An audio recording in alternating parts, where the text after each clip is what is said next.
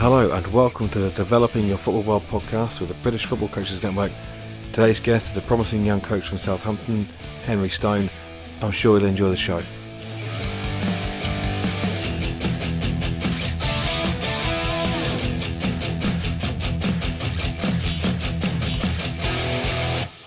Henry, good morning. Thanks for coming on. How are you doing today?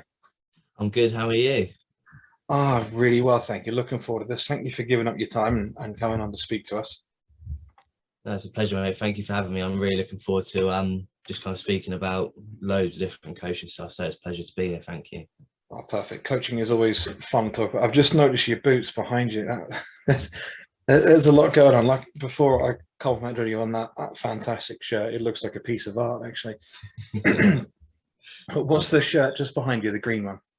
The green one, that would be the Liverpool goalkeeper kit from last season. My girls, my under-12s back then, they got it for me as a birthday present. So it's got my name and my favourite number on the back. Well, my age on the back, as you can see, 21. So yeah, I was absolutely chuffed with that when they gave it to me. Excellent. So what are you doing currently coaching-wise? What I think the question is, what aren't I doing currently coaching wise? I'm delivering around 15 to 20 sessions paid per week, 4/5 voluntary stuff as well. So that kind of varies between school stuff. Obviously, I mentioned to you disabled football as well. Obviously, I've got my under 13 girls team, and obviously one-to-ones as well. And some academy hours as well on a Wednesday and a Friday night. So it's a good mix of stuff, but it's I'm all over the place. I don't often get a moment to rest, but I think that's the best way it should be, you know. Yeah, and that's a very full plate. And like we said before, starting because you're at the age where you've got a lot of energy, you've got a lot of time. It's fantastic to see you putting so much time and effort in and coaching a variety of session types as well, different ages, different ability levels, different demands. And that will only accelerate your development as a coach because the best coaches have a divergent range of skills. And in you're working on that right now at the tender age of 21. I do not feel like I am 12 years older than you, but fair play, mate. Well done. So let's talk about what got you into coaching in the first place. I think throughout my life, all the way from probably the age of 4 or 5, football was pretty much everything. I was the same kind of young lad, football obsessed. Obviously wanted to be a professional football player, as every other boy does in England. So I got around to the age of 14, 15, playing good standard, kind of different training centres, having trials at academies and professional clubs. When I got to the age of 15, 16, obviously left school, went straight into a scholarship programme, just local to me, spent a year there, and then spent 2 years at National League Club Eastleigh. And I got a injury in my groin, cliche, I know, but I had a lot of time, a lot of spare time. I was doing some school stuff as a part-time job, just as a money maker, really. I'll be as blunt as possible. I needed a bit of spare cash to kind of, pay for the train to get to training and just to buy a new pair of boots because, training full time, you go through this gear like it's nothing. So I just needed a bit of spare cash. But when I got my injury, I had a lot of spare time, and as you probably know, with scholarships you do education as well. And I actually finished my education 4 months early, so I had all this spare time to just to kind of fill. So I was doing the PPA stuff. I was working for a man called Ricky Fernandez, and that's kind of where my coaching journey started. And he coached at Saints Academy for 12 years, and he used to take me down to, I don't know if you know the Saints training ground, but Staplewood. He used to take me down there. I used to watch him, and obviously not being able to play, and I needed some kind of football fix. And just standing there and watching him coach, I was just like, I need to give this like a proper go, because this looks like proper decent. And I'd done voluntary stuff here and there, but you know, just picking up cones and stuff like that. So when I got towards the back end of my injury, it was March 2020, sadly, and we all know what happened in that time, you know, the world we were in. But I left Eastleigh. They said that they didn't have a place for me anymore because, one, I wasn't good enough, and two, my injury. So literally from the age of 17, 18 up until now, it's been full-time coaching, just any hours I can get my hands on. But like you say, go back to your question, Will, is it was just something different, and it gave me a feeling that playing never did. It was, if I felt like I was giving something to someone, whereas when I was playing, I always felt like I was taking, and it was all based around me. And I don't like being always in the spotlight. I like kind of doing my own thing and cracking on, and being able to give something to players of all age and share my experience and ways that I've learned, you know, not just on the pitch but off the pitch as well. Yeah, that was kind of the biggest reason I got in, was just kind of that social interaction and giving back to people, and also just learning the game from a different eye, because you see it so much differently stood on the sidelines than when you're actually on the pitch. So yeah, that's, so like I say, playing, obviously giving back to people, learning it from a new perspective, and just that interaction is kind of where I sit with that, to be fair. When you were watching those sessions, what was it that appealed to you most? What was it that potentially in your head you've gone, this is great, I need to do this? I think it's just, Ricky was such a kind of idol for me, and I always looked up to him. We still speak now, but he's moved out to Ireland, but so we don't see each other as much anymore. But it was just a passion which he was putting into it, and you know, I love looking into detail and looking at refining things to like the absolute microscopic size, and just seeing the interaction that he had with them and how he could not manipulate them in a malicious way, but manipulate them to get them to where they need to be development wise. I just love seeing how he set out a session a certain way, or the detail that he would coach, even passing the ball. I just love that detail, and I felt like when you're playing, you don't pay attention to it as much because you're just playing the game, and being able to take a step back from it and, you know, read articles online about how you deliver a certain session or how to engage your players through this and the other. It was just the level of detail that he went into and the passion that he delivered it with. I was like, that is just, that's fantastic. Like, that just really intrigued me, and that kind of, look, I'm sure we'll go off into it a bit more later, but he really inspired me to take that step into coaching. I think we all need someone like that. Yeah, he was a massive part with, like I said, detail, the passion, and just the kind of, I've never been massive on confidence, and when he taught me how to deliver and I watched his sessions, I kind of gained that confidence, and it was just all like an accumulative amount of things put together. I just stood there and I was like, this is for me. I can't see myself doing another job, regardless if I get paid for it or not. This is what I love to be doing. Yeah, a lot of coaches have that epiphany, particularly at a crucial age. I think a lot of us in our early 20s, you've got the opportunity to go into coaching, start taking it a bit more seriously, but perhaps some of your mates are doing more boring jobs, but earning a bit more money. You think, oh, the trade-off. I get to work with kids, I get to wear shorts, I get to kick footballs, or I could sit behind a desk all day and make someone else richer. So now you've got a few years under your belt. What do you find are the most enjoyable elements of coaching? Like you say, Will, it is a catch-22 with the financial side of things, but you know, I was me and a few coaches that I work with, a company called Estrella. We had a bit of a social last night, and we were speaking about this topic about, you know, the industry we work in and the amount we get paid. Like, what would you rather, like you say, would you rather sit behind a desk and sit there and do? Because I've worked in call centres, I've been a waiter, I've done loads of stuff to get to where I want to be. But like you say, it's being out on the grass, having a ball at your feet, whatever time of day it is, just being able to do that and, you know, provide outside of it, as in bills, and the fact that someone's paying me to go and coach children is, to me, it still baffles me. I think it's crazy that we can have our passion supported by companies or schools or whatever.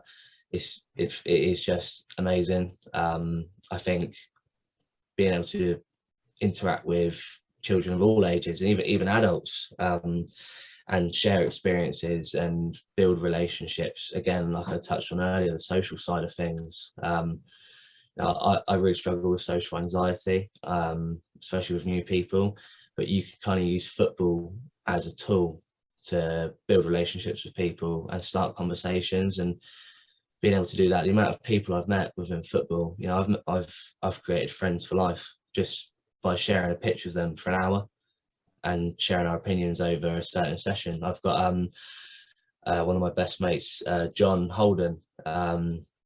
We started working at a school company just over a year ago now. And we only worked together for about 3 or 4 months, but we still see each other, we still go get a drink and stuff like that. And it was just because of where we were and the passion that we shared. And, you know, it's just amazing what football can provide for you. And like you use this podcast to inspire new coaches. If that opportunity is there to take a coaching job, even if it's 2 hours a week, I think just do it. I'm sure you agree with that. Just do it and give it a go and just run with it. I'm looking back on it now, I'm so glad that I did, because I get to be out on the pitch, I get to interact with people, I get to make new friends, and also as well I get to go to all these amazing new places. I think of the places football's taken me. I've been to Belgium, Spain, Germany, Scotland, Wales. I've been to all these places which maybe I never would have gone to if I had just an ordinary job. And yeah, I just think the stuff that football can do for you is just incredible. It really, really is. So yeah, that's kind of where I sit with that. So there's 2 avenues here I'd like to go down. So we'll go down the first one and come back to the second one. You've mentioned social anxiety. It seems to be a common theme with a lot of coaches, despite maybe the facade of coaches. You're speaking to a group of people. You're always on show. You're always, coaches aren't coaching to be the center of attention, but in lots of ways, you have to take on that moniker where for a long period of time, you are the center of attention. It's all eyes on you, all ears on you. That tends to go against the personality of most coaches, but it's like the coaching hat goes on and suddenly you can almost be a different person. 110%. I totally agree. It is, I find it fascinating how most coaches tend to be introverts when they're not coaching. And you read a lot about how many coaches suffer from imposter syndrome. And when you read about someone who's way higher up the ladder than you, think, well, that guy has doubts. Bloody hell. Just reading the other day about Stephen Reed, my favourite player as a teenager, played at World Cups, played in the Premier League. Get that guy struggled with this kind of stuff. I think, damn, him? And because a lot of coaches and players come out, same kind of thing. It's almost like we're all in the same boat without being able to see each other in that sense. So in what way do you find that maybe you're different when coaching compared to off the pitch? I think just that, again, like you say, well, that takes us on a few different kind of storylines and journeys, but you know, as in regards to, you know, my mental health, like you say, it is a massive imposter kind of thing, because, you know, outside of coaching, I can sometimes struggle to just do daily things because I suffer with an anxiety disorder, and that can make life for me like an absolute living hell. But when I get on that pitch, and my girls are with me, and I've got a bag of footballs, I've got a session in mind, it just disappears. Like, it's just not for the hour and a half that we're there. We're all on the same pitch, we're all equal, we're all the same, we're all here for the same reason. It's absolutely incredible. And I think you can get kind of caught up in these things and you doubt yourself. Oh, is this session going to be good enough? Or after a session, you find sometimes, I'm sure I'm not the only one of it. Oh, yeah, like, did that go the way I wanted it to? But I think the way I kind of deal with it is, I'm very like my dad. It's just crack on with it. Just get it done. Don't second guess. Just once you're there, get it set up, get on with it, and reflect on it afterwards. Even if it is the worst session you think you've ever planned, just get on the pitch, set it up, run with it. Don't second guess it. Just get it done. And I don't mean that in a let's rush it and get it out of the way. Do it to the best of your ability. Even if you've had 10 minutes to plan it on the way home from an after school club or whatever, or you haven't had, the resources that you need, work with what you got, deliver it, be passionate about it. And you've always got to be like a salesman to the players you've got. Even if you don't believe in what you're saying, project it and deliver it like you do know and you do believe in what you're coaching, and players will levitate towards your belief and your passion. And once it's over, then reflect on it. Then sit in the car and think, oh my God, wow, that was really not what I wanted to be. Or it could be vice versa. That was absolutely brilliant. I didn't expect it to go like that. Again, advice for anyone starting out in the game is just get there, get it done, plan, deliver, and learn. The only time you're ever going to learn, and is by being on the pitch. And the only time you might feel out of your shell is on the pitch, because all these players are going to look towards you and look for advice and look for guidance. You've got to provide that.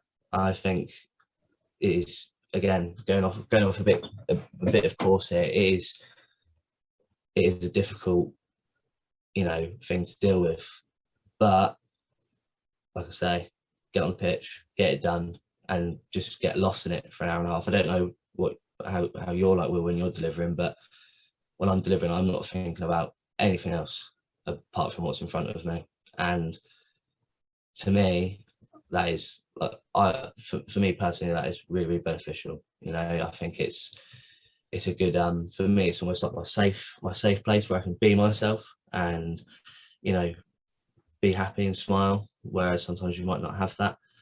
But yeah, no, I think there's a few things we could go off on again there, isn't there? But like I say, in summary, with the whole imposter thing, when people are looking at you, get there, get it done, deliver it to the best of your ability, and then reflect on it afterwards. I think that's the way I've kind of learned to cope with it. There's a lot of good stuff, and it reminds me of the cliche that when you go on the pitch, all your troubles disappear and you just forget life for a minute, no matter what problems might be plaguing you. And that's where you see all across the world, even in some completely desolate areas, football is still that ray of hope. You look at something, how on earth are you happy? Well, it's because they're playing football. And while they're playing football, nothing else matters. You talked earlier about how you're quite detailed as a coach, and it wraps into a few other things too, like how you said becoming a coach, you are more now into the giving side of things. The best coaches tend to be, maybe to an extent, overthinkers, but also quite empathetic. So you put the needs of others first, and you can read people quite well. You have to be in order to be a coach. But so we can be very self-critical. I've had several bad sessions, well, what I felt were bad, or the first couple exercises I didn't think went the way they should have, or didn't go as planned, or the topic didn't come out that I wanted to work on. But then we've played a decent amount of match time, and the kids at the end, that was the best session ever. Really, that was awful. I got this wrong. The space was too small. There weren't enough repetitions. And they're thinking in their head, all they did was have a game with their friends. And that's the most important thing. Our goal as coaches should always be, regardless of the level you're working at, do they come back next week? Do they go home today smiling? Do they come back next week? And even if you've had a complete nightmare, a session from hell, if you've played a decent amount of match time, the kids are going to love it anyway. Yeah. We'll beat ourselves up in the car on the way home. The kids are going home smiling and laughing because they scored goals and ran around with their friends. And yeah, we do overcomplicate things, because that is unfortunately the paradox of being a coach. The kids have got very simple wants and needs. Yeah. And we're there almost trying to. I'm not saying for a second I think you can get drawn into some Twitter straw man arguments like we're all Pep wannabes. No, we want to put on a good session. We see a session design, or we create one, and we want to put on a good session because we love football, we love our players, and coaches are servants. We serve, we live to serve others. And you think today I've served something that wasn't good enough, but they loved it anyway. Yeah. So why are we beating ourselves up over this stuff? It's a hard one to take. It's just a really kind of dangerous loop, isn't it, that you can get stuck in. And again, like you say, Will, is for me, my attention to detail is just it's almost OCD. It's nuts. Like I want cones set out a certain way. I want the balls pumped up to a certain pressure. I want all the footballs to be the same. I want all the cones to be the same brand. I want it to look like a professional setup. That is just, I think I kind of picked that up from Ricky that I mentioned earlier. I remember when I was doing my first ever PPA lessons, and I always never forget it. He, I think I've been with him for a couple of weeks. Excuse me, my neck is a bit sore after sleeping on it weird. He turned around, he said to me, he's like, right, turn around and look at the area where all the kids' stuff was. I looked at it, and now I look at it and think, oh, what an absolute mess. But I turn around and look at it, so oh yeah, that's fine. But he goes, make sure it looks smart. And ever since then, for the last 6-7 years, I've got a box where all the drinks goes. I've got a box where all their bags goes. And that's just the detail I go into. But again, like you say, they don't care about that. They're not there because we're professional coaches or because they want to be the next Man City player. They're just there because they want a ball at their feet. And having that kind of 80%, going into FA kind of qualifications here, having that 80% ball rolling time, whether it be a match, a 1v1, a shielding drill, that's all they want. That is all they want. They're not necessarily too bothered about the detail that you're coaching in, especially at grassroots level as well. They're not too bothered about the detail you're coaching in, or essentially even what coaching qualifications you've got. They just want a safe environment where they can make mistakes. And like all my girls, I've been with my girls for almost 2 years now. Both seasons, all of them have re-signed, and that tells me that I'm doing something right, regardless if going back on, oh, my session was absolutely dreadful, but they still left with a smile on their face. That's all that matters. And especially going through COVID, back end of COVID, they've all gone up to year 7. Especially from a female point of view, football being a male-dominated sport, it can be intimidating. And the time they're going through in their life, the fact that they still come to training every week and they still leave with a smile on their face, to me, I know deep down, as critical as I want to be to myself, I know that I've done something right. And that is something that I'll always be proud of. And any other coaches out there who have something similar to me, that is something to be proud of. It really, really is, because there are, I'm sure you agree, there are so many football clubs in the United Kingdom, especially youth teams. I think we've got a team just down the road who I won't name, who have got 83 youth teams, which is just ridiculous to me. It baffles me. But what's stopping your players from going and playing for that team? Nothing. So they come to a practice every week, leave with a smile on their face, and if they've learned something, that's even better. But if they keep coming back, like you say, well, that is just so important. Keeping that prolonged participation is absolutely critical to development on and off the pitch, I think. So that team having 83 youth teams is very much the American approach. Yeah. You have so many kids playing at your club. Look, playing is a great thing. Participation numbers are fantastic, and it's good that clubs can facilitate that. The issue is when it starts to become a bit greedy and when it becomes hoarding players for the sake of hoarding players, because eventually when those kids graduate to adult ages, some of them will become professional in any given area. So let's say in the Hampshire area, I don't know, 4 kids per year will go on to be pros. I don't know what the numbers are. I'm just pulling numbers up my arse for the sake of this. If you, as a club, hoover up 50% of the kids in the area, there's a 50-50 chance you're going to get at least 2 of those 4 go on to be pros. When they do, you blast it all over Facebook and say, well, these kids played for us and they went on to be pro, therefore you should come play for us too.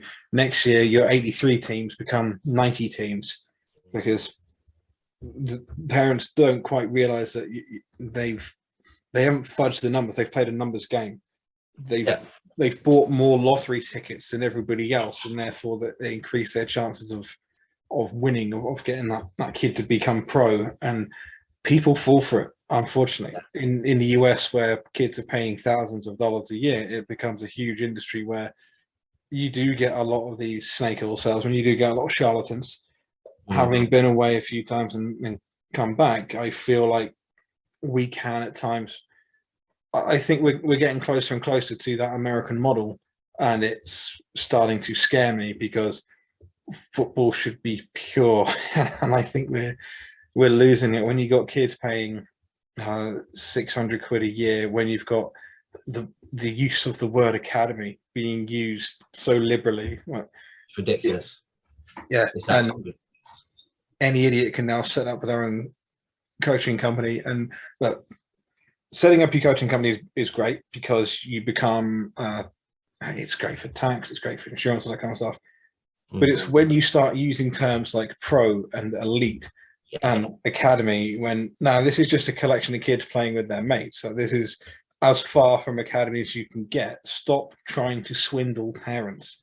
It's not right. And it then makes it quite difficult. Now, so I'm facing a dilemma, a moral dilemma, and I've asked for some guidance for some people. With the futsal club, we do need to set up an academy, but do we use that name, considering the kids would still be paying to be part of it? You're not part of EPPP or whatever. There's no professional pathway. Can we really justify using that word? Yeah, that's the thing, isn't it? Like, I remember when I did my level 2 a couple of years back now, one of the mentors, Austin Harris, amazing guy, really, really great coach, and he's been in the game way before I was even born. So, you know, he mentioned about these words that clubs use, and even now we're in the league we're going into this season. There's a team called, I'm obviously not going to mention them, but elite, development squad. Why are we using these words in grassroots football? It's literally, like you've mentioned, it's a cumulative amount of children who've got together to play football, and every club's entitled to their own way of running things. And you know, with us at Southampton, we want to try and make it as close to an academy feel as possible, because you know, our first team in National League, we want them to have that pathway to go up into a professional team, but we don't label them A team, B team, development squad, elite squad, pro squad.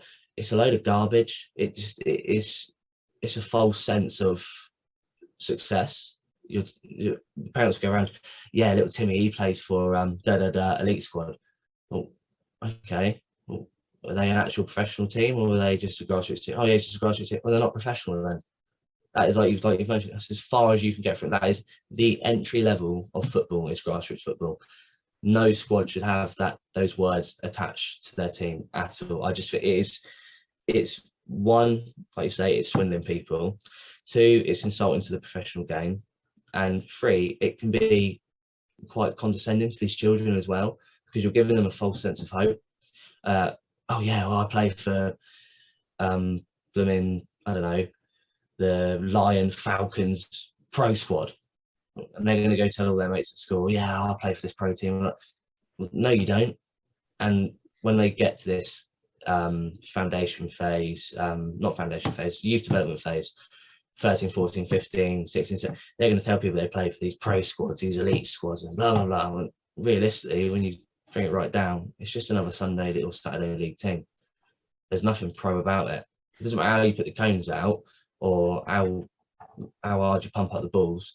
That is a grassroots team, and it will always be a grassroots team unless they attach themselves to a professional club and they get like an actual academy set up. These words, I'm a strong believer, should not be used in grassroots football. I'm sure you share the same opinion. It just does not sit right with me. But at the end of the day, as coaches, especially voluntary coaches in the grassroots game, what can you do? There's not a lot you can do, is there? It would be interesting to see how far down the Tyrol League you can go and still find words like elite in the team. Like, could you get to at Division 4 on the 10s and still find some of those words in there? It's nuts. So let's come back and go down the other avenue then. So you mentioned the places you've been able to go due to football. I think you said Spain, Belgium, Germany, and then you were quite proud about having gone to Scotland and Wales. So I'm looking at the Wow. I wouldn't put. I don't want to be mean. I wouldn't put them on the same level as. Yeah, we're going to Germany to watch some football. And go to Wales. That's not fair. And I'm being a dick, and I shouldn't be. So on that, where do you want to go? What are your career ambitions? I know you're still young. You're going down lots of different avenues. You don't have to have a straight answer. I think a lot of coaches at your age didn't. What intrigues you? What appeals to you?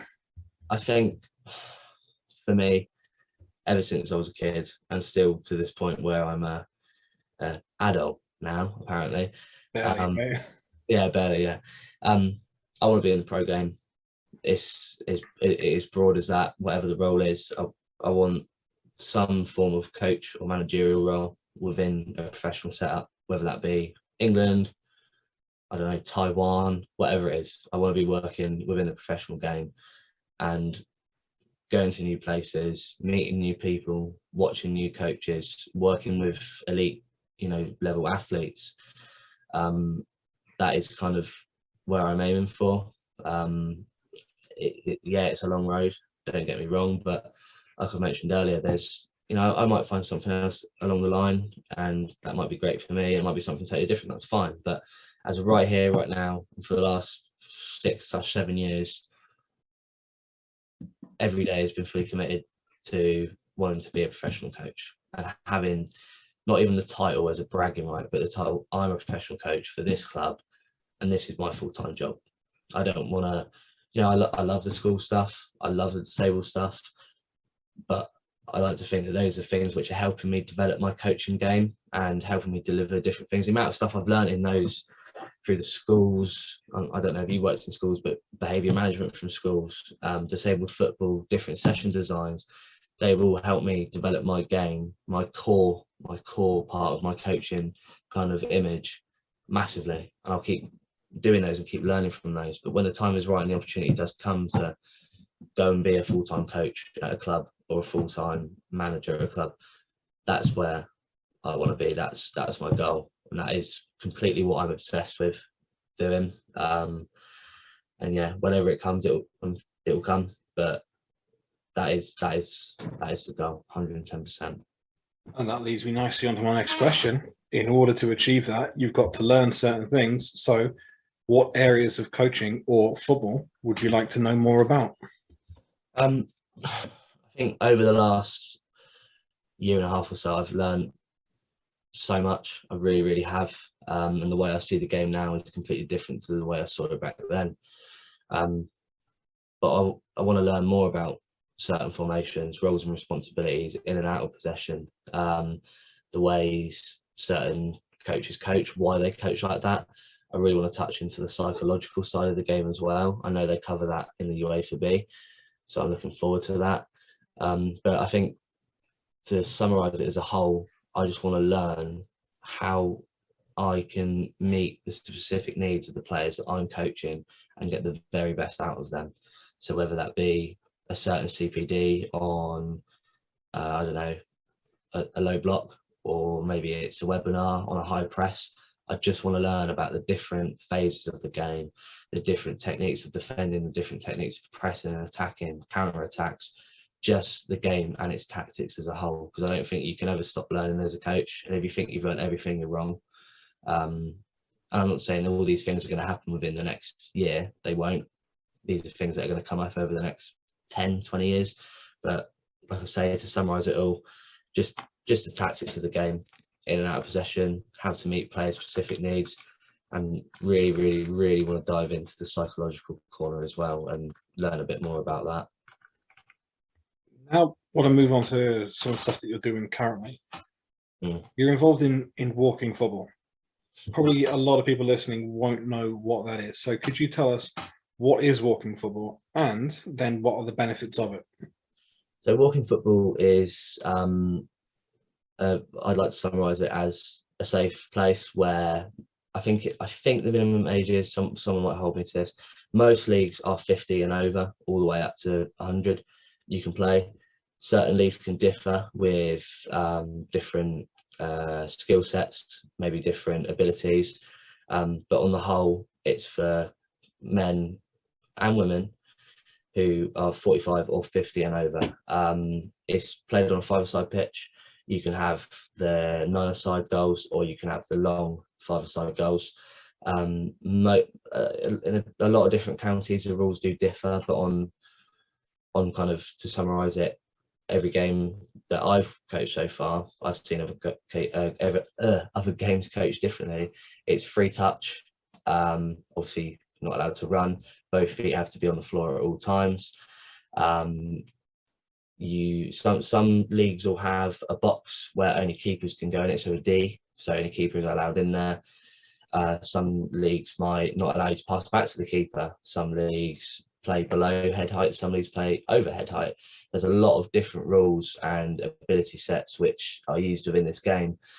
But to kind of build on what you said about why is it good, why do people play it, I've had a few different groups that I've refereed, because within walking football it's not about learning the game, it's about having a safe place to be with your friends and stuff like that. So you almost end up kind of refereeing it. So sometimes I've been there and I've ended up playing as well.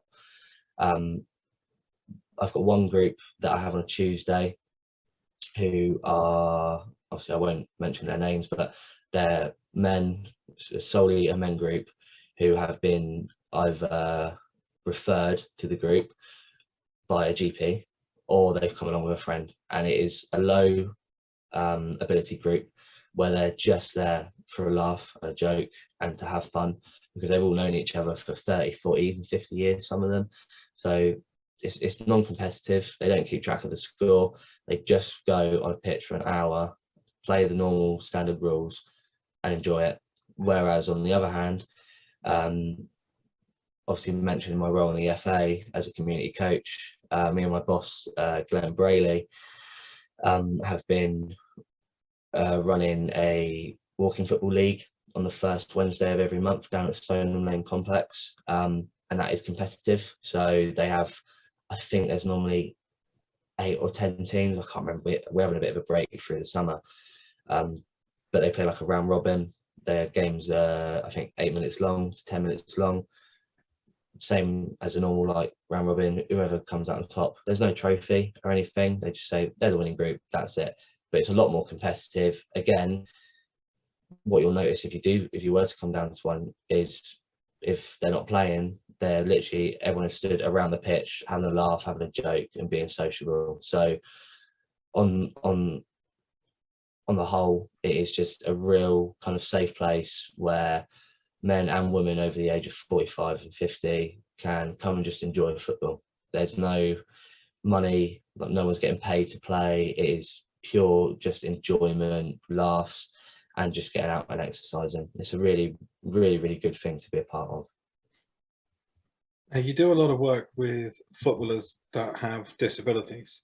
Yeah. What have you learned from your time doing this? So I started back in late September of last year. So it's about 7 or 8 months now I've been doing it. I think this role that I've gained at the FA with the disability football has arguably been where I've learned the most out of meeting specific needs for players.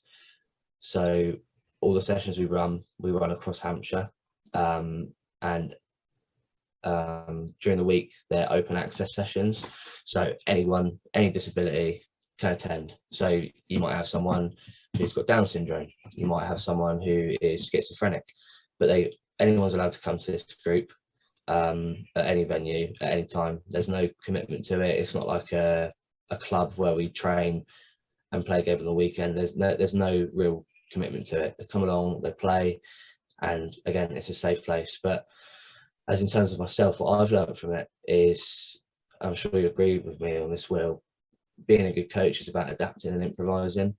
And with these sessions, I never know how many I'm going to get. I never know what disabilities I'm going to get. I never know how they're going to be when they get there. I can plan the session in as much detail as I want, but it always ends up going a different way because of the nature of the disabled industry. And I love that. I love a challenge. I love being tested and having to adapt my session on the spot. And as we've kind of mentioned, meeting specific needs, again, I don't know what disabilities I'm going to get when they turn up. So I might have set a session up for, I don't know, let's say 10 players, and I'll know what ones they are because they regularly attend. Let's say they've got autism, maybe one of them's deaf, you know, I'll set something up roughly for what I know I've got attending. But maybe then some people turn up who've got Down syndrome or cerebral palsy. Then I have to alter that session to make it more accessible for them.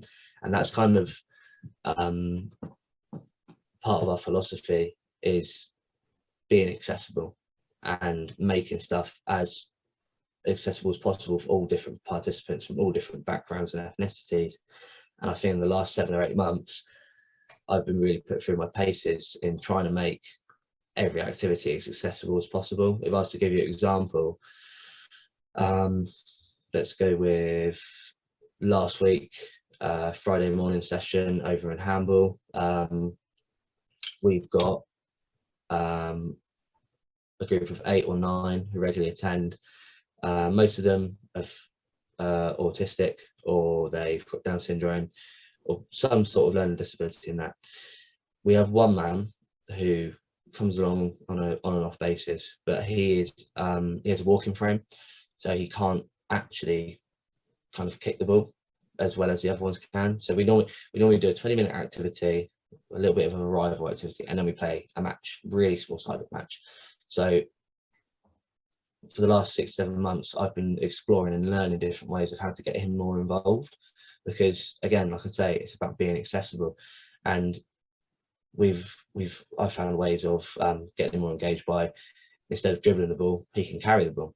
Instead of passing the ball with his feet, he can pass the ball with his hands. And if he has to stop and stand up off his walking frame and throw it, that's fine, because there's no pressure for him to be competitive or be the best there.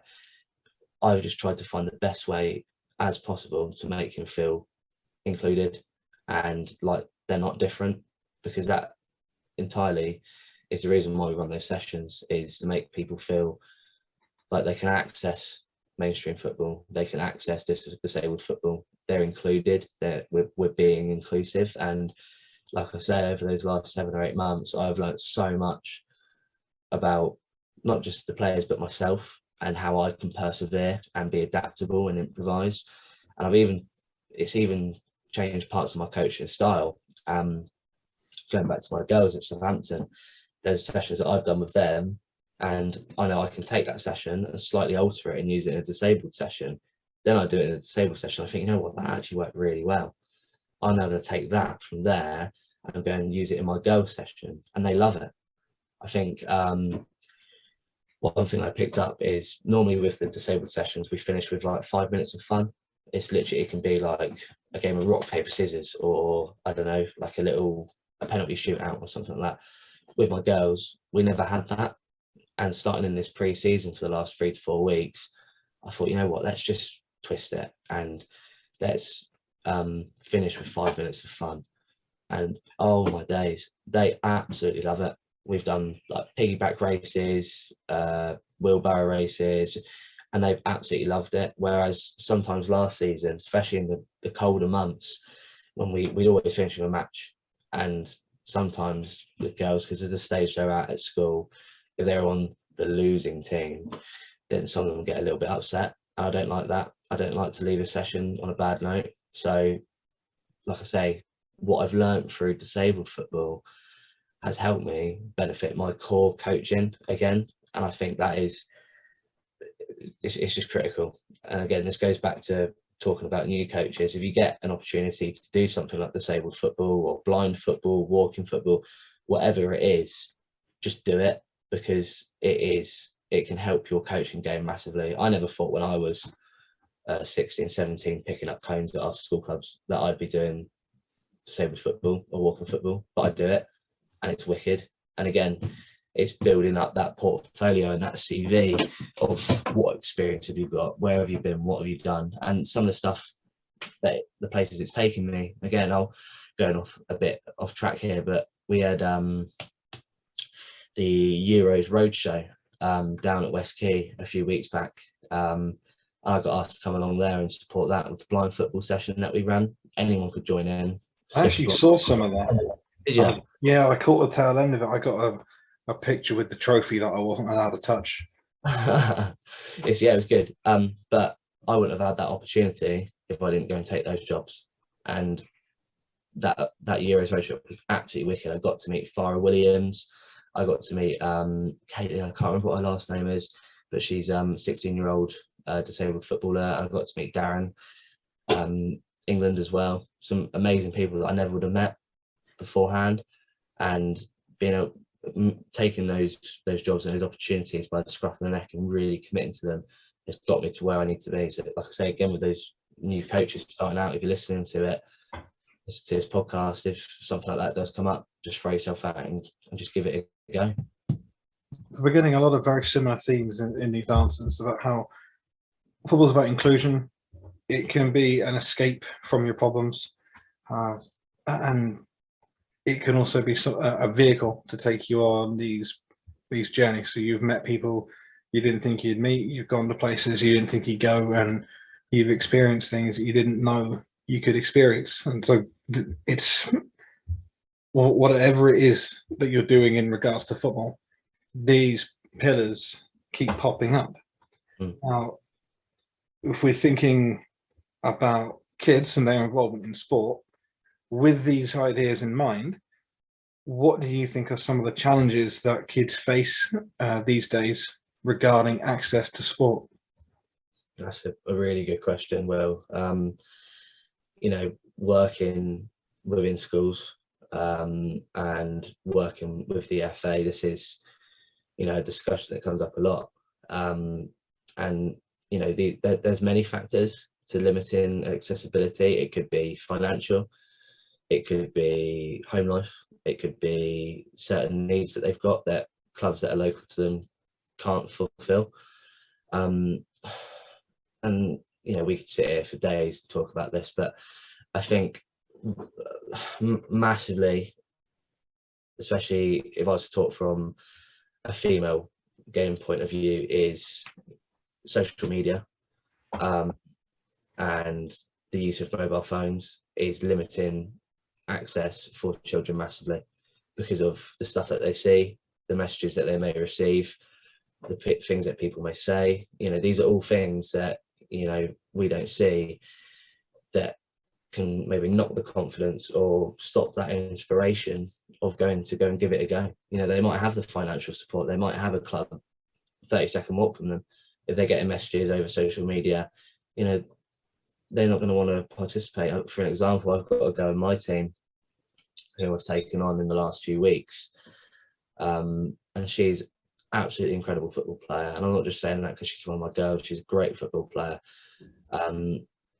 She left a team that I won't mention, but she left because she was getting bullied in the team. And she's a girl, again, year 7, she's not very confident, and she's got signs of autism as well. And she told me the other day, her and her dad told me that the girls in her team were like photoshopping her onto images, like inappropriate images, and taking the mickey out of her, sending her horrible messages. And I think a lot of that goes under the radar and we don't even realise because of the accessibility that we've got to that information. And she said to me, her dad said to me that when they came to us, it's the last club that they come for, and if it didn't go well, that she was gonna give up the football. And for me, one of my main things that I pride myself on is long-term participation and making sure, especially not just my girls but all players, stay in the game as long as they can. And the fact that that's happened to her, that really obviously upset me. But look at the bigger picture, she's not going to be the only one who that's happened to. I'm sure there's plenty of boys, girls, people who identify as something else that receive hate on social media, and that can be a massive effect. But like I say, there's so many things we can sit here and talk about, but those main kind of things for me is, like say, financial, social media, and again, where do they live, how far away do they live to where they need to be. We've got one girl in our under 14s who comes from, I can't remember where she lives, but her and her dad drive an hour to come and train with us because they've got no girls football in the area they live in. And for me, especially if someone, being part of the FA, that it doesn't sit right with me that they've not got something accessible on their doorstep. We are essentially the home of football in England. We've got the Premier League, we've got the Women's Super League, we've got massive disability leagues. Why is there something which isn't right there on their doorstep? Why is that not accessible for them? And she's a young girl. There's a lot less, it's a proven fact, there's a lot less girls teams than there are boys teams, but there's not even a boys team for her to join. So why is that not there? What needs to change to make that accessible for them? And I think all of us as coaches and people outside of coaching, if we saw the figures and the stats of people who physically cannot access football or another sport, I think we'd be absolutely shocked, like absolutely blown away. The amount, not just the amount who can't take part, but the amount who want to take part but physically can't. You can't expect a 10-year-old to drive himself to training, can you? You can't expect an 18-year-old who, I don't know, is earning below, a good income, who can't get on the train because they can't afford it to get to training. Where do we jump in and where do we help? It's a real. I think if you found the answer to that question, mate, you'd earn a lot of money very quickly because it is a very, very hard topic. So what you said about that that girl being bullied by her peer group is quite sombering. So I was bullied at school, and I'm quite thankful that in the late 90s and early 2000s, we didn't have the technology to do this stuff. So I'd finish school and go home, and at least I would get several hours worth of rest in between the bullying. Now with social media, it can continue after school. It can continue throughout the school holidays, and that's sad. And when you said that your club was the last one she went to, and if they didn't like it there, then they'd be done from football. Again, you don't ever want to be a kid's last coach. And I think not enough coaches realize that. But on the one hand, it's great that you've got the environment and you're able to facilitate that and make her feel welcome. It's also sad that she couldn't find that in other places. This should be the norm, shouldn't it? Yeah, 100%. You should just feel accepted and welcome everywhere. And I've had that with teams where players have said, this place is really, really friendly and everyone's really nice. This is so weird, but it shouldn't be, should it? It should be the blanket experience of participating in sport, and that people aren't dicks. There should be far less teams with that kind of dicketry going on. You look at the amount of teams who fold because of the way the coaches run the team that season, and it's not been what the parents wanted or the kids wanted. that team who have got 83 teams, again, won't mention their name, no one knows how many teams they folded, but I used to coach for them and I used to play for them. I know exactly how many teams have folded there. I won't mention the number, but it's a criminal amount, like a criminal amount. And you've got to ask yourself why. There's too many teams, it's too saturated. And if you have lower quality teams with poor environments, coaches who aren't experienced or qualified, kids are going to turn around and think, why do I bother? When they get to the age of 15, 16, oh, why don't I just go out and party tonight? Or why don't I go do this and do drugs or go and whatever? You know, football should be used as a safe place to keep children occupied, to keep them busy, keep them safe. It definitely was for me. Like I can sit here and proudly say that I've never once done drugs in my life, because not because I don't want to. Obviously I don't want to, but I've never had that opportunity to think, you know what, I'm bored. I don't want to play football anymore. I'm going to go and do this instead. I've always had a club to be part of, to play and be busy, and then not just on the pitch, but I've built mates there that we go and spend time together outside. You know, and I just don't think nowadays, like, there's not as much as that. There really isn't, and it is sad. And again, building on the bit where you said about players coming into environments which are good environments and finding it weird, with that girl, that new girl who came along, the one who got bullied, when we were doing the races at the end, she turned around to me, she's like, why are we doing this? I was like, what do you mean why are we doing this? Because obviously I'm with my girls, this is the norm, like you said, the norm, that's how it is, no less. I was like, because it's fun.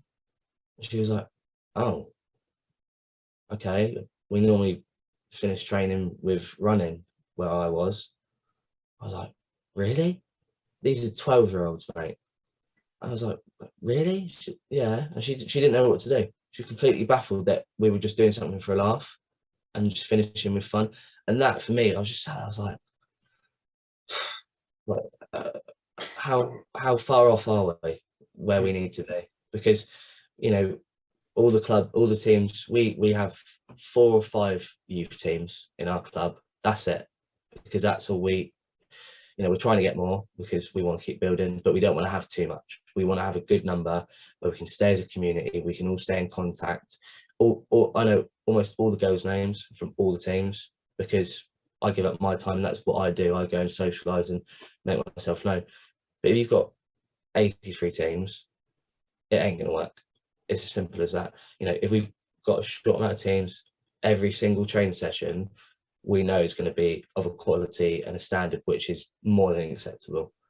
You know, you take yourself down to where these other guys train, or I don't know, somewhere over in Basingstoke or what, you can almost guarantee, I'd say maybe 5 or 6 times out of 10, the session is so far off it to where it needs to be. And that, again, we could go down 5 or 6 avenues about, are the FA doing enough courses? Are they providing enough CPD? Are clubs taking on too many teams where they can't fill coaches with those teams? Are they putting in dads just because they need someone to run the team? Are they doing enough? Like, are the club doing enough CPD with their coaches? You know, as a club down at Southampton, we regularly attend CPD events. I don't know if you saw on Twitter or not with me.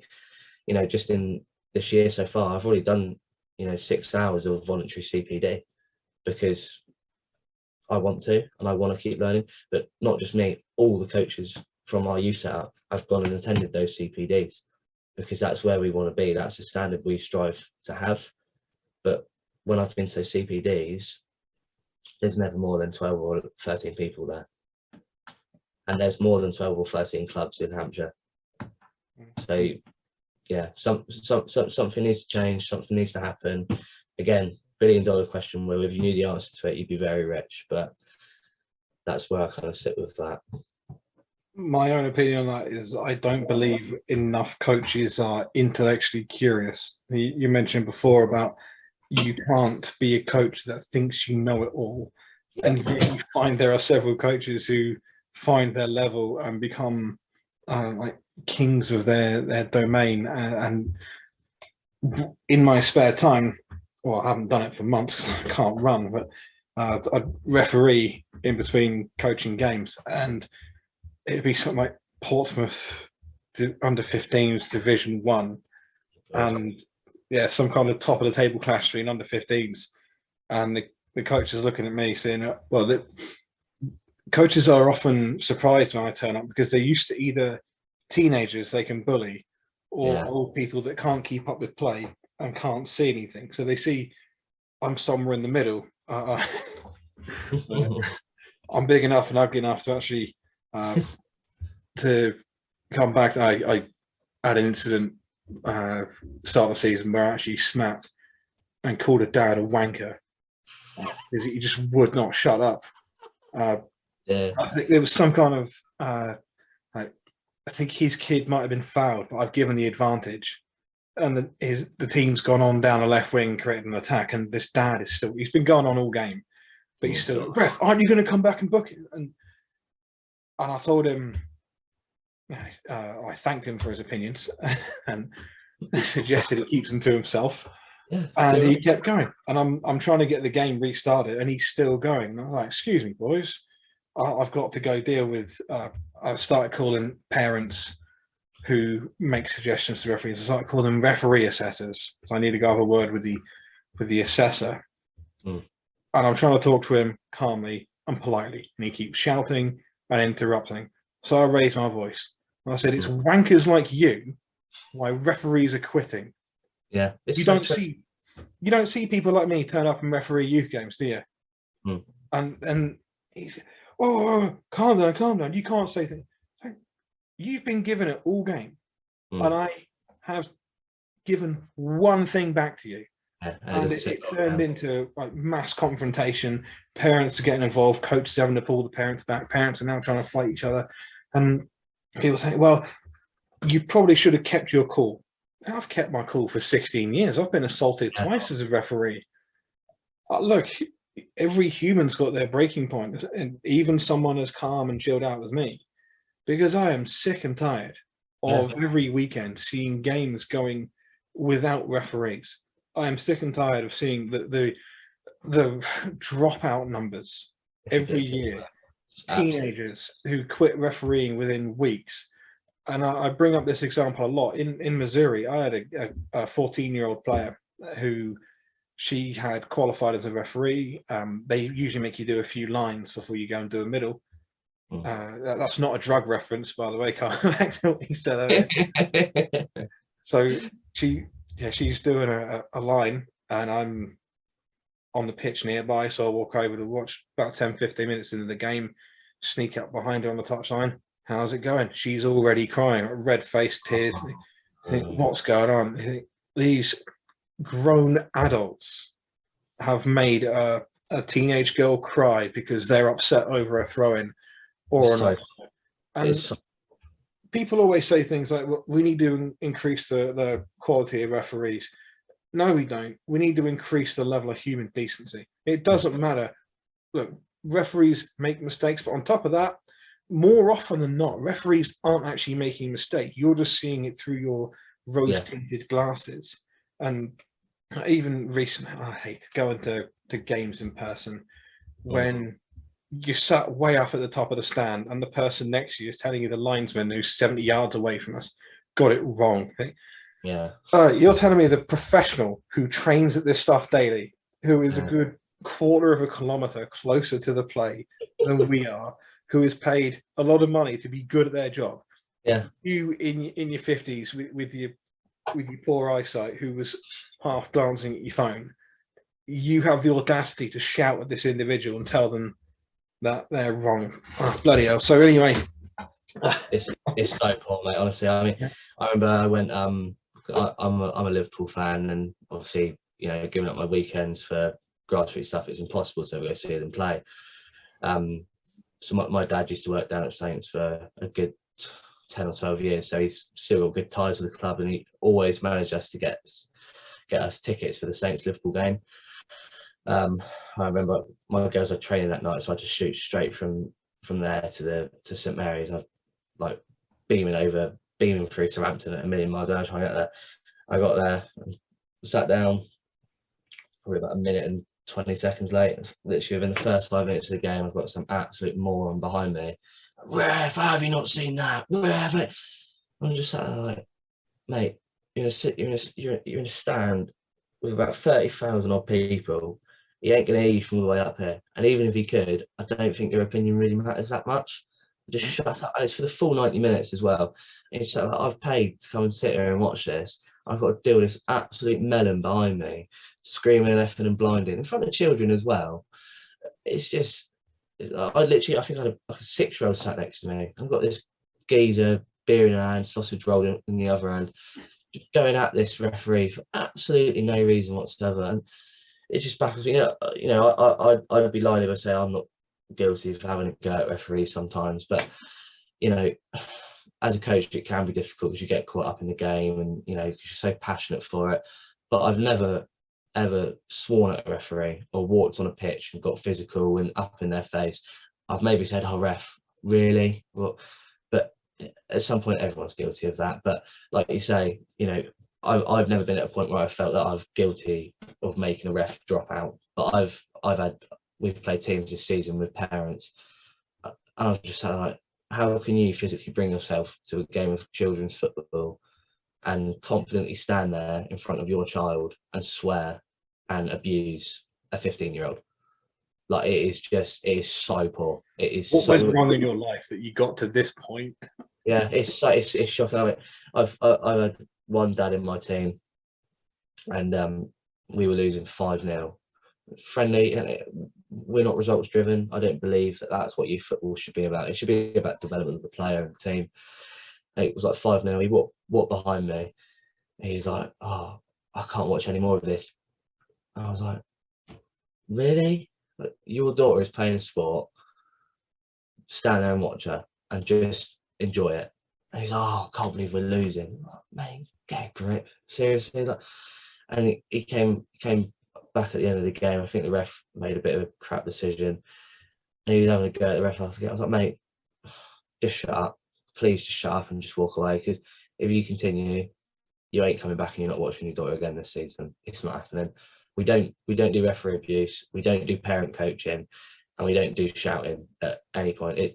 But again, that's just me and that's just my team. It's got to be a norm throughout all the teams. We had one parent in the age group above who had 39 reports against him from referees, which is just absolutely abysmal. So obviously we removed him from the club. He had to go and attend anger management, CPDs and stuff like that.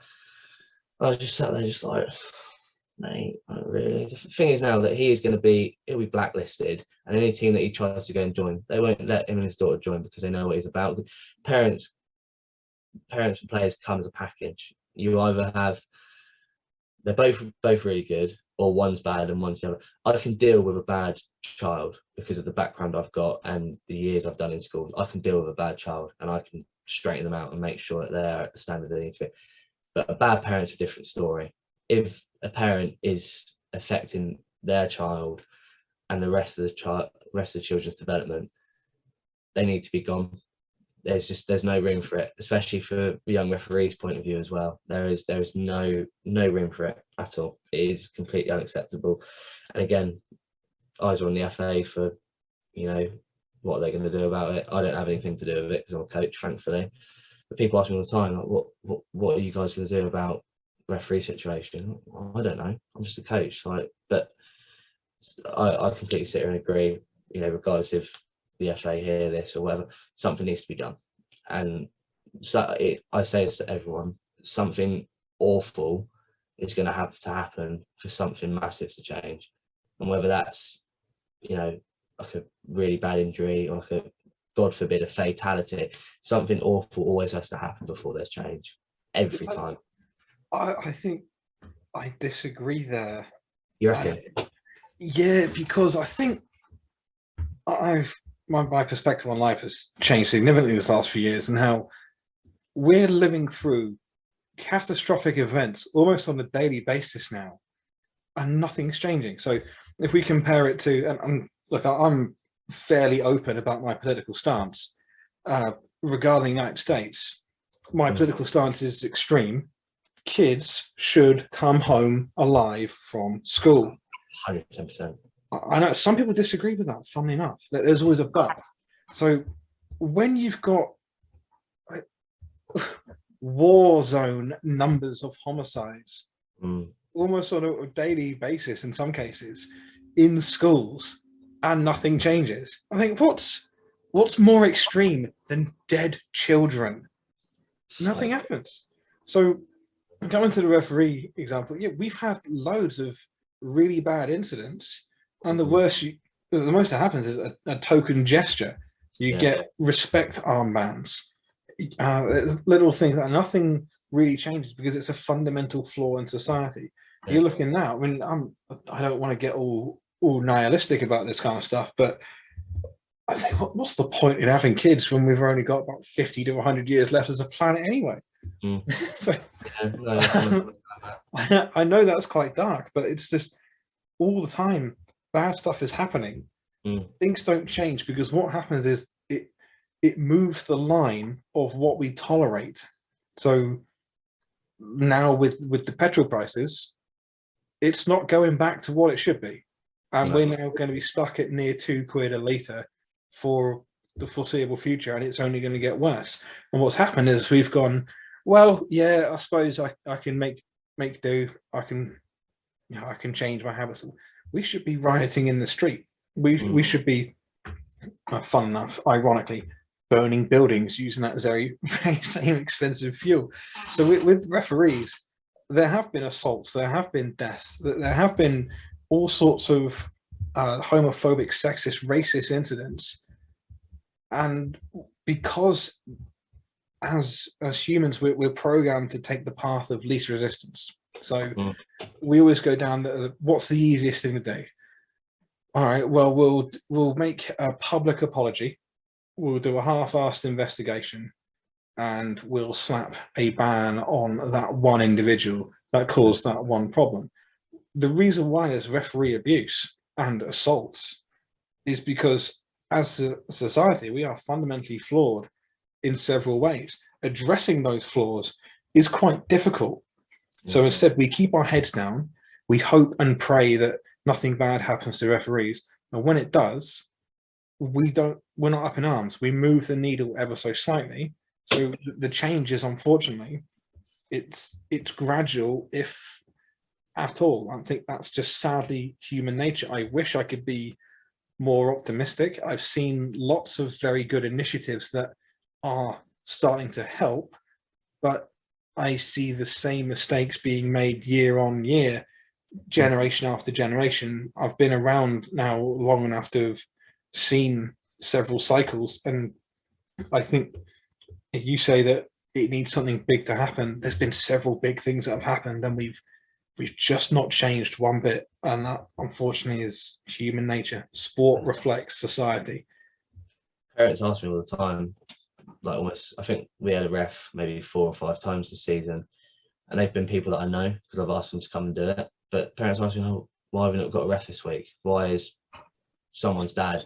One of my girls, her dad, Ben, luckily he used to referee, so we haven't got a ref, he'll step on, but you know, he should be able to stand there and watch his daughter play football, not be running around on the pitch on a Saturday morning at 9 a.m. You know, he's a massive businessman. He's up at 5 in the morning going to Manchester every day. You know, same as all of us. We all work and, you know, have to earn money. You know, that should be his time to stand back and watch and enjoy it. You know, my assistant coach, John, who's just left me, sometimes he had to stand in and referee the game because we've got to do what we've got to do. He should have to stand back and watch and coach with me. He's quite new to the game and coaching. He needs to stand back and learn and develop and watch. We can't, because we haven't got anyone to run the line, or we haven't got anyone to ref the game. Yeah, so which I just don't know. It's again, like I said for the 5th time this podcast, it's $1 billion question. Yeah. You know, let me make 2 very quick points about refereeing, and then I'll ask you the last couple of questions, because I know you've been generous with your time. You've got lots of coaching to do today. So I think a lot of it comes from a point of view of ignorance. In 2019, I was at the Gold Cup in the USA, a game in Kansas City, and that was about the time. Do you remember the 2018 World Cup? They changed a lot of the rules in football, the kick-off rule and goal kick rule and all that kind of stuff. Substitutes get to leave the pitch on the nearest point in the field. And so this stuff's been going around for a year. And I think Women's World Cup had also recently happened too. I'm watching the USA men versus Panama. I've got this really angry dad behind me just shouting nonsense all the time at the USA men. And the Panama goalkeeper takes a short goal kick to his centre-back who's only a couple of yards away inside the penalty area. Dad stands up, starts screaming at the referee how you can't receive the ball in the box from a goal kick. No one around him is challenging this. I'm thinking, all right, it's early in the game. He's just got it. Perhaps he's forgotten the rule changing. Because surely the guy, to be that angry about football, he must care about football to a large degree. And therefore, if he cares about football to a large degree, he is probably quite up to date on football. Keeps going all throughout the game. Both teams are now receiving goal kicks inside the box. Dad is going crazy. He's saying to people, "You can't do that. The referee's stupid," and his kids are getting involved. I could be a better referee than this. And it was about 70 minutes into the game. He said it again. I said, "Mate, they changed the rule." "Oh, did they?" "Yeah, about a year ago. Yeah, you can do that now." "Oh, right. I didn't know that." "Yeah, well, I've been hearing you for 70 minutes not know that." I mean, you paid good money to bring your family here, and you're so agitated by the game. How do you get this upset without caring enough? Because women's football is huge in the US. They all watch the Women's World Cup. These rules were in place in that tournament, and people still, this idiot, there's a lot of people still don't know, but for about 18 months after that rule change, I was still having parents and coaches shout at me as a referee when someone received a goal kick in the box, and several other ones as well. But when it comes to referee treatment, because of my calm, friendly nature as a person, as a coach, is that I've developed relationships with referees where I know that we're now starting to get the benefit of the doubt. If my player does a yellow card or borderline yellow card offence, the referee will often swing it our way in that the player will get away with it. Or particularly in futsal, there's a lot of infringements referees are very hot on. One of them being, subs. The player has to leave the court through the gate, and the player can't come on until the entire player before them is completely off the court. And because we don't rip on the referees, because we're not shouting, because we're not up their arse for every decision, we talk to them like humans. We have a laugh and a joke, and then my player does something a bit silly, and the referee kind of shrugs their shoulders and, "Oh, well, benefit of the doubt." And I know that had we been on that referee's case, maybe they would have nailed us. And the referees will have conversations before and after. "I watched your game last week. You're unlucky. Really like the way you do these things." And we'll have proper conversations because referees are human beings. They love football as much as everybody else. I know that that's not the perception. They often say things like, "Oh, the referees are the weak and scrawny kids that got picked last, and so they hate football, and now they just want to rule everyone." That's got to be the most alpha male bollocks I've ever heard. And people who say that are just, they're so wrong that I think they're incapable of understanding how wrong they are. The vast majority of referees that I've met are actually obsessed with football to the point where it's likely unhealthy. Yeah. So yeah, you win more friends with honey than you do with vinegar. And be nice to your referees because it's the right thing to do anyway. But also, you can maybe get some benefits from your team. So let me finish off with these last couple of questions then, if you've got a few minutes spare for us. Sure. Wonderful. Okay, let's talk about school sport. If you could make school sport better, what would you change? I had a good think about this one. One thing, I know people will definitely disagree with it. It's quite an opinionated, controversial topic, but from a coach's, football point of view, for me in schools, A teams, B teams, C teams, or first teams, second teams, 13s should not be a thing. Don't agree with them. I just think it creates ignorance or destroys confidence. I just don't think that it should work.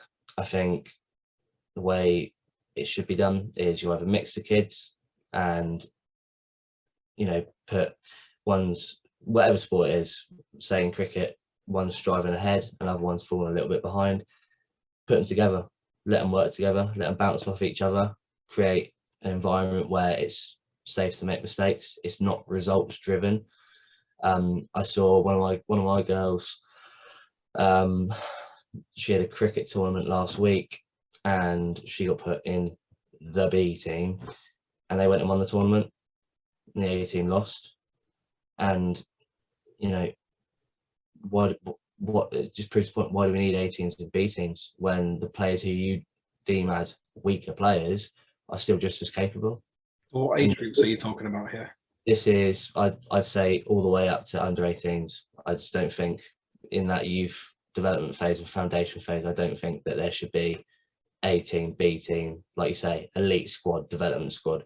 It doesn't sit right with me in any sport. I get it. Someone made a counter argument that you have it in academic classes like maths and English. Again, I can't really speak from that point of view because, you know, I haven't got a degree in teaching, you know, maths, English, history. I haven't got a master's and all that, so I can't speak from that perspective. But if we're looking at through the microscope of just PE, I think to get the most out of your children and to get them to learn about their physical literacy as much as possible, they need to be mixing with players of different abilities. And from a psychological point of view, how is little Timmy, who's in the C team and always gets picked last, going to get any better if one, he's always picked last, two, he's not getting any challenge against stronger players, and three, he's not getting any opportunity to play in any matches? Because more or less all the time, especially when I was at school, the A team would always have more games than the B team because they were the better team. So they'd always go to tournaments. The B team would get left at school. How are these weaker players at any sport going to ever develop if they're not getting the opportunity? And how does that affect their mental health? How does that, because that certainly affected me when I was at school. If I got told that I wasn't playing or I was staying at school today and all my mates would go off and do whatever, it made me feel like crap. It made me feel like I wasn't good enough. I wasn't worth it. One of my girls was she did athletics. She was told that she wasn't good enough to do it by a teacher. It just doesn't sit right with me. I think all children deserve opportunity, regardless of what ethnicity, what background, what ability they've got. Children are never going to get better or learn if they haven't got equal access and opportunities as each other. That's where I kind of sit with that. I think because that's how we run it at Southampton. We haven't got an A team and a B team. We haven't got an elite squad or a development squad.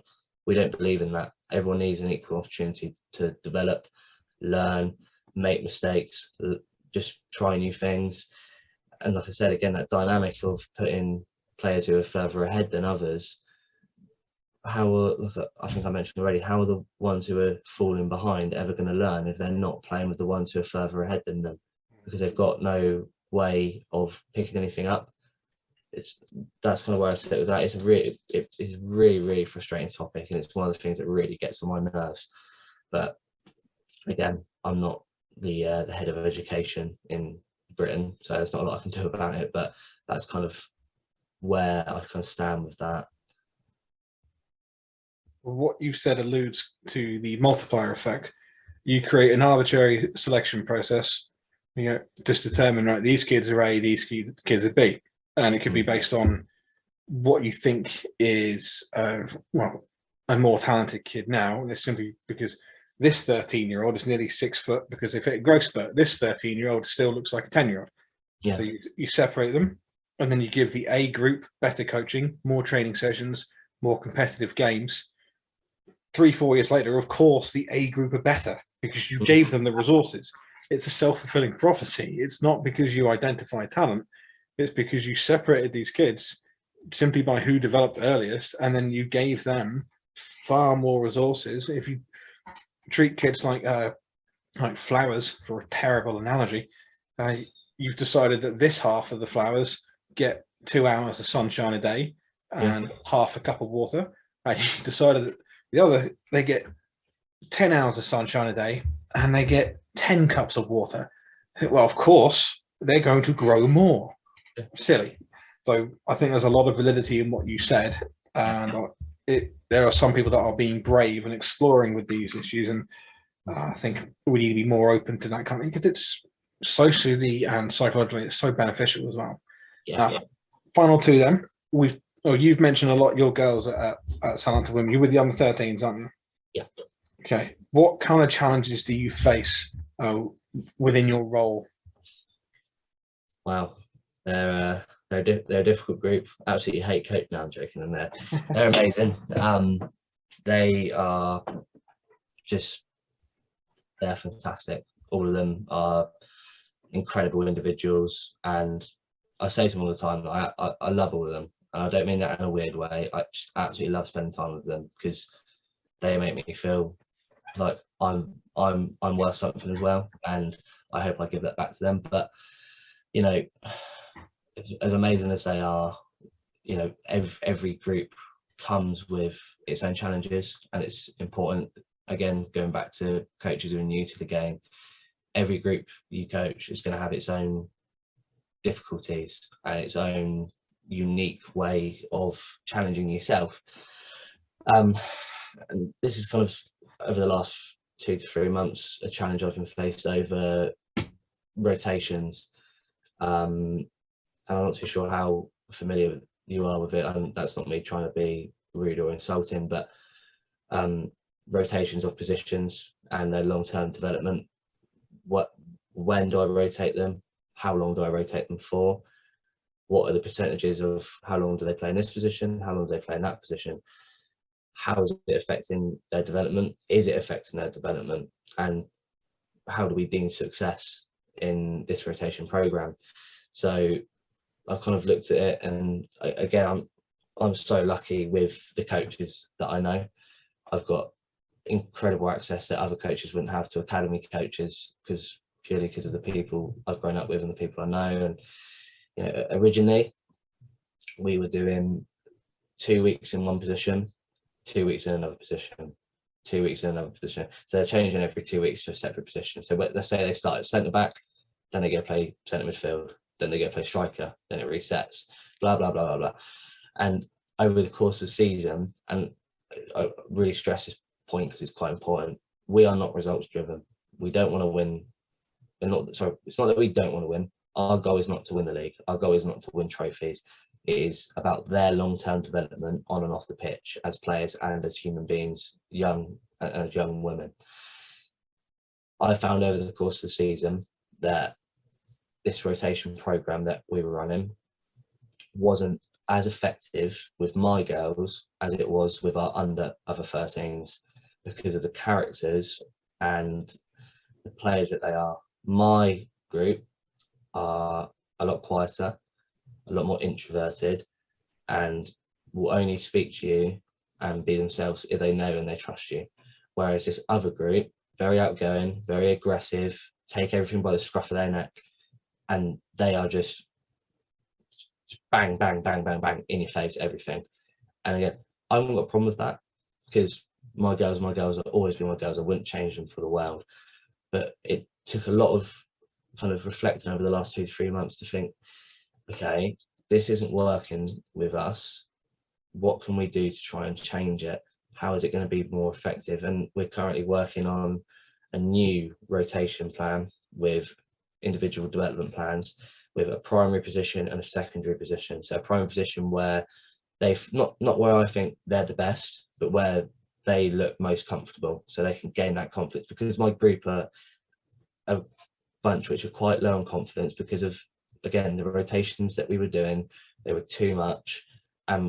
Again, not results driven, but results and goals build confidence. And confidence, I'll always say, is almost my motto. Confidence doubles ability and development. It always does. So our confidence throughout the season was just in pieces, and I'm frantically trying to put these pieces back together. So we've been looking over it the last kind of few weeks. Primary position, that's where they're most confident. That's where we're going to get the best of them. And they might not play that position when they get to adult football, but this is where the secondary position comes in. Secondary position is used for purely development. So for instance, I've got a girl called Polly. Polly is really good attacker. She's really good with the ball at her feet, but she needs to work at her oh, hello dog. She needs to work on her left foot a little bit more, and she needs to work at her defensive responsibilities more. So her secondary position might be a left back or a left wing back. So we're still figuring out the percentages of how much we play them in their primary, how much we play them in secondary. But that's the kind of challenge you face. Not I'm sure I'm not the only one who faces it, but how much do you rotate? How much do you not so prioritize winning, but where do we draw the percentage line of rotation over seeing a game out and getting like a 1-0 victory? Because how much does that mean to them in the short term over the long term? So you're kind of looking at that long-term development and that short-term development, because you know, nowadays with phones and stuff like that, everything is instant for these kids. They can, if they want a pair of shoes, they can go on their phone, they can buy a pair of shoes within a minute. So how does that affect their patience for development? Like they look at your Ellen Whites, your Lucy Bronze, well, they're that good now, why can't I be that good right now? So it's finding that balance of that rotation program that we're trying to come up with, whilst still prioritizing development and making sure we can prepare them for the adult game, but also trying to build that confidence back up and building that team spirit and building that culture, trying to get them to go out there and believe in themselves. Because I've heard over the last few months, obviously, you know, they speak in between each other and they think I can't hear them, but I can. And they're like, oh, we're going to lose this game. Oh, we've lost this game. It's not even started yet. Oh, it's 2-0, we've lost. And for me, that makes me quite upset, because it makes me feel that like I'm failing them. And I don't ever want to be a results-driven coach, because that is not what it's about. But they deserve to win.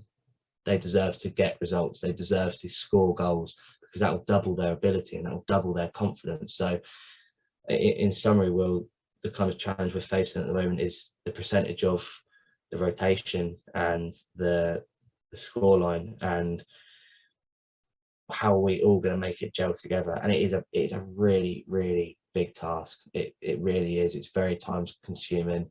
And you know, parents will always say like, oh yeah, thanks for running the team this short season, I'm sure it takes a lot of time. That's an understatement.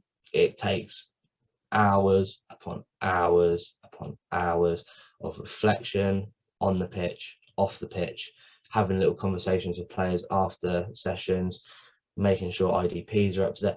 There is so much that goes into it, but that is going to be kind of my main kind of challenge this season, is figuring out the percentage of development and results, and not so much results but winning, and seeing how that's going to affect us. Because you know, I sit here right now in, what is it July or is it June? July, isn't it? July. We might get to September and that might have completely changed. We just don't know. But that is going to be a massive challenge, and it is making me anxious just sat here thinking about it. But again, like I say, with my philosophy, take it by the scruff of the neck and we'll run with it and see what happens. I think there's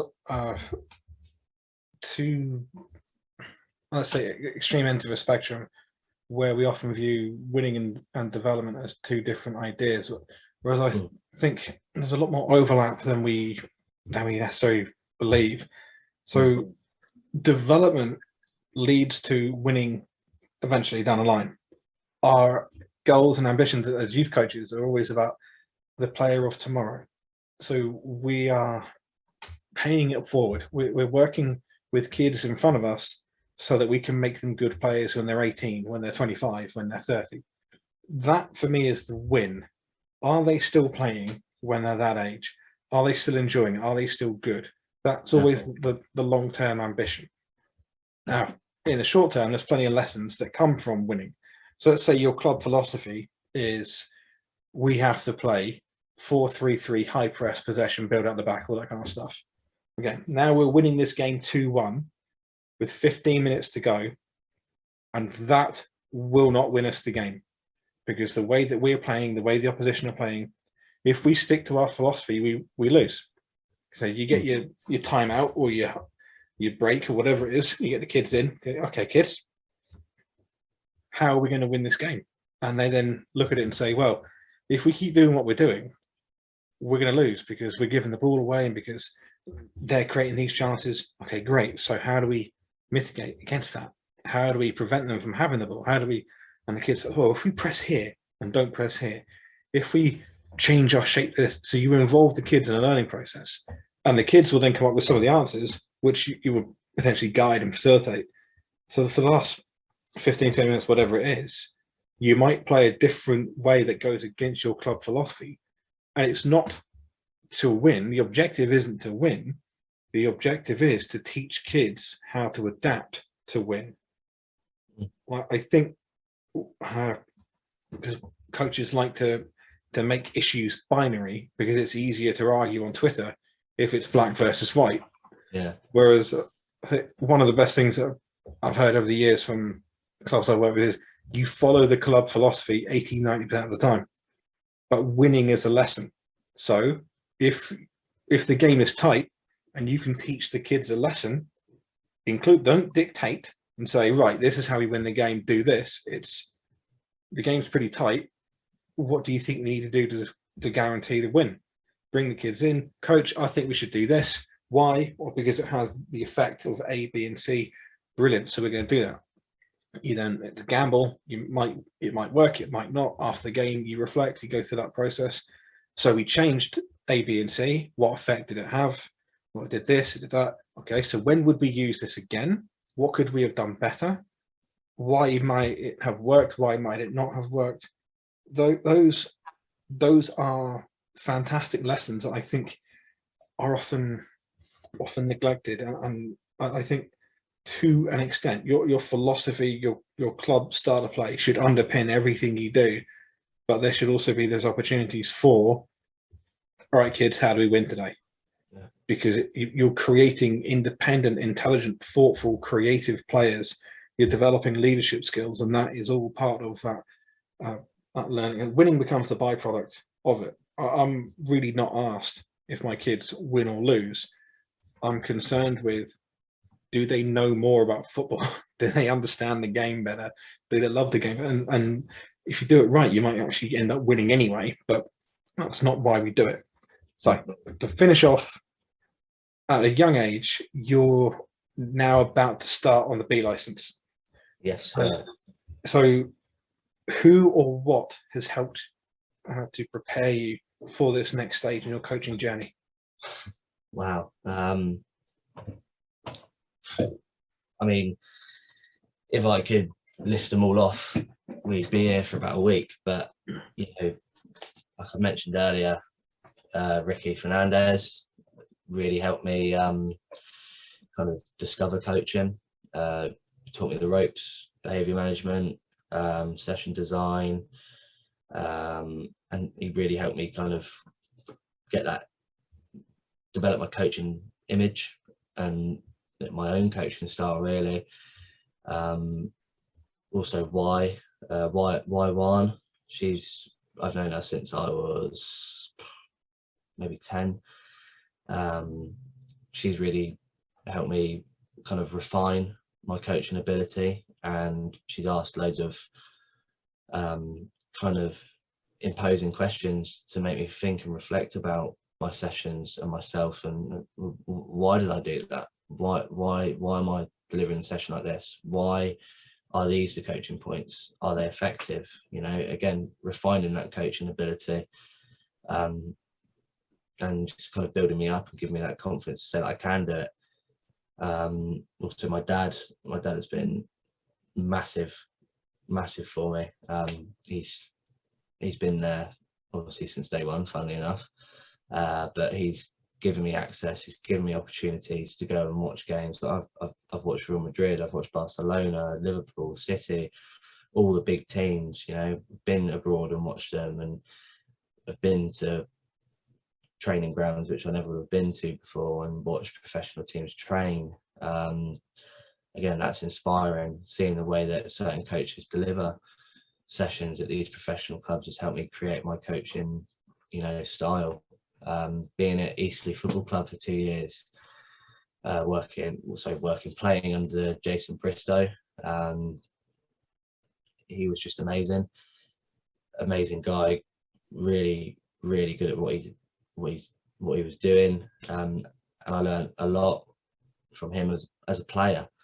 And you know, he kind of, his image was about intensity and work rate and attitude, and just doing that bit extra that helped me kind of build on my core kind of values that really pushed me to be a better me. Getting out of bed that hour earlier, he was pushing me to do that. And you know, being at training after everyone else, he encouraged me to do that. And again, that reflects on my coaching. You're always the first one there, you're always the last one gone. Just working at all these different companies, I can't even name how many. I'm currently doing 4/5 coaching jobs at the moment. Obviously, you know, one, because I love it, two, to pay the bills of the cost of living going up. But all these different jobs I've had, you know, all these different school companies I've worked for, holiday courses, showcase events. I can't even begin to tell you how many hours I've put on the board in the last 7 years. I sometimes sit back and surprise myself to how much I've done at the age I am. I don't even feel 21 sometimes. I feel so much older. You know, I definitely don't know it all. There's a lot of people out there who know a lot more than me, but to be going on a B license at the age I am, I think is arguably my biggest achievement to date. You know, it's going to be amazing. And all the people that have helped me along the way, obviously I'd like to say thank you to them, regardless if they listen to this or not. But yeah, I've been surrounded by some absolutely incredible people throughout my coaching journey, and it is a real blessing to be where I am. You know, it's not been easy. I don't want any coaches to ever think being a coach is easy. It's not. But I heard someone say the other day, I can't remember who it was, people always want to do the easy things because, you know, they want all the hard things in life to be easy and quick, you know, but the trade-off for that is it loses value. And you know, you could say it like a, I don't know, a nice car. If everyone had a really nice car, it'd have no value to it. So what would be the point of having one? You could put that in a coaching perspective. You know, if everyone had a B license, what would be the point of having one? You know, this, to get to this, you know, moment where I am now, and in a few months' time, starting my B license in October, you know, that has a tremendous amount of value to me because I've worked so hard to get to it. I never thought I'd be on it. I never thought I'd have the opportunity to go on it. And I remember sitting down with a friend of mine, FA mentor, Adrian Penrose, and he delivered my level 1 with me. They said, Henry, where do you want to be when you're 21? I said, I want to try and see if I can get towards my B license. And he was like, you know what, if that's what you want to do it, go for it. There's no reason why you can't do it. And I was like, you know what, I'm just going to commit to it. I'm going to give it a go and see where it gets me. And here I am right now, sat a few months' time, ready to go. And having had all that hard work, I'm looking forward to starting it, and obviously more importantly finishing it, and saying that I've done it, and just seeing all the doors that it's going to open for me when I get it. Because I'm sure you're the same with COVID. Obviously that hit really hard, and I lost my job during that time, and I've had to do a lot of things I didn't want to do. But again, hard work, it increases value, and doing this UA for B and seeing the doors it's going to open for me is going to create a tremendous amount of opportunities and value to my job and my life. So yeah, there's a lot of stuff I've done, a lot of places I've been, but it's all paid off. There's a lot of times where I'm sure you can relate, I thought, you know, why am I actually doing this? I hate this so much, but it's all paid off. And like I say to any coaches who are new, who are listening to it, if that's what you want to do, B license, A license, pro license, whatever it is you want to do, it is worth it if you commit to it. If you're going to do it half-hearted, don't do it at all. I used to play American football, and coaches were always there. If you're going to do it half-hearted, you can sit on the bench and you can watch. So, you know, being a good coach does take a lot of hard work, but if you're committed to it and you want that value and you want to be in that dream world of having a ball at your feet at a multi-million-pound training ground for a full-time job, it is achievable. It is 110% there for anyone who wants to do it. So yeah, looking forward to it, mate. It's going to be really, really good. Best of luck. I know you're going to learn a lot and you're going to thrive doing it. Your under-13 team is really lucky to have you as a coach. Thank you for coming on. You've got all the makings of a top coach. Humble, driven, passionate, thoughtful, considerate, open-minded. So it's been a pleasure to talk to you. Thank you for giving up your time and coming on, and all the best with everything. All right, cheers, mate. I really appreciate your time as well. Happy to come back on whenever, a few months down the line, and have a bit of a catch up.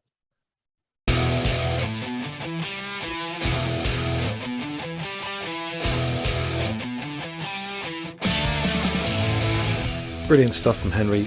Hope you enjoyed that as much as I did. If you haven't already, make sure you check out the new Football Lingo app. Great for coaches who want to work in countries that don't have English as a first language. It can also work like other language apps to improve your language skills and football terminology. And Football Lingo also has the function to translate session plans, so you can export your pictures from Sports Session Planner to Football Lingo and translate your instructions and coaching points. Keep checking the board for all the latest jobs with tons of great opportunities at home and abroad. We'll see you next time.